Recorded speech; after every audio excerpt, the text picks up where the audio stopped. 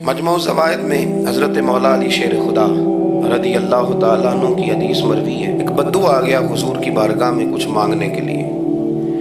مولا کائنات رضی اللہ تعالیٰ عنہ فرماتے ہیں سرکار جب کسی بات کا جواب نہ دینا چاہتے تھے تو خاموش ہو جاتے تھے، کچھ دیر خاموش رہتے تھے۔ اور حضور کا خاموش رہنا بھی ہمارے محدثین نے محفوظ کیا ہے۔ اقسام حدیث میں سے ایک حدیث ہے جسے حدیث تقریری کہا جاتا ہے۔ وہ حدیث ہے جس میں حضور خاموش رہے، کوئی کام کیا گیا تو سرکار خاموش رہے۔ حضرت مولا علی کہتے ہیں حضور نہ خاموش ہو گئے، لیکن چونکہ دیہاتی تھا، سادہ تھا، اس نے جب بار بار گفتگو چھیڑنا چاہی تو پھر حضور نے فرمایا چل پھر مانگ لے کیا مانگتا ہے، مانگ لے پھر کیا مانگتا ہے، کر سوال۔ دیہاتی تھا، سادہ آدمی تھا۔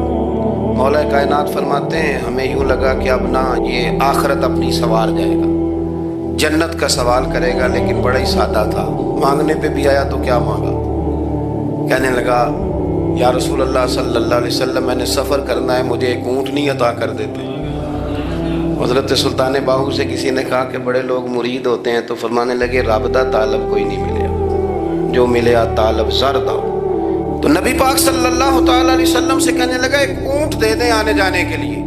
حضرت علی کہتے ہیں ہمیں بڑا افسوس ہوا، یار تو آیا کہاں پہ ہے اور تو مانگ کیا رہا ہے؟ تو بارگاہ دیکھ اور اپنا سوال دیکھ، تو کہاں کھڑا ہے، کیا مانگ رہا ہے؟ حضور مسکرائے اور مسکرا کر کے فرمایا کہ اونٹ تجھے دیا، چل کچھ اور بھی مانگ لے۔ حضرت علی کہتے ہیں ہم نے کہا اب جنت مانگے گا یہ حضور سے؟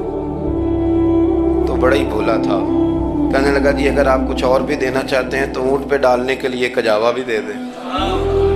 تو حضرت مولا علی شیر خدا فرماتے ہیں ہمیں پھر بڑا افسوس ہوا کہ یار دیکھو اتنا چانس ملا ہے پھر کھو دیا ہے۔ رسول کریم علیہ السلام بھی مسکرائے، اور سرور کائنات کی جو مسکراہٹ ہوتی تھی وہ نہ خوشیاں تقسیم کرتی تھی۔ اعلیٰ حضرت رحمت اللہ علیہ فرماتے ہیں جس کی تسکین سے روتے ہوئے ہنس پڑے، جس کی تسکین سے روتے۔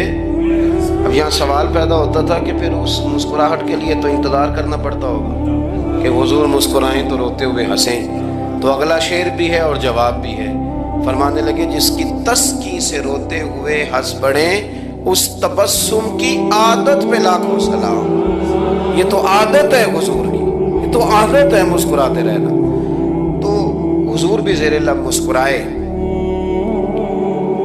تیسری دفعہ میرے کریم نے پھر فرمایا چل مانگ لے کچھ، تجھے ایک چانس اور دیتے ہیں۔ پر مولا کائنات فرماتے ہیں بڑا ہی بھولا تھا، تیسرا چانس ملا، گویا گولڈن چانس ملا، لیکن پھر بھی وہیں کا وہیں رہ گیا۔ کہنے لگا ٹھیک ہے اگر آپ کچھ اور بھی دینا چاہتے ہیں تو میرا سفر لمبا ہے، آنے جانے کا خرچہ بھی دے دیں۔ اللہ اکبر۔ اب حضور عقائد کی بابت بتانے لگے کہ رسالت کے بارے میں، محبوب کے بارے میں عقیدہ کیسا ہونا چاہیے۔ تو حضور علیہ السلام فرمانے لگے تجھ سے تو وہ بنی اسرائیل کی بڑھیا ہی اچھی تھی۔ یا رسول اللہ صلی اللہ علیہ وسلم کون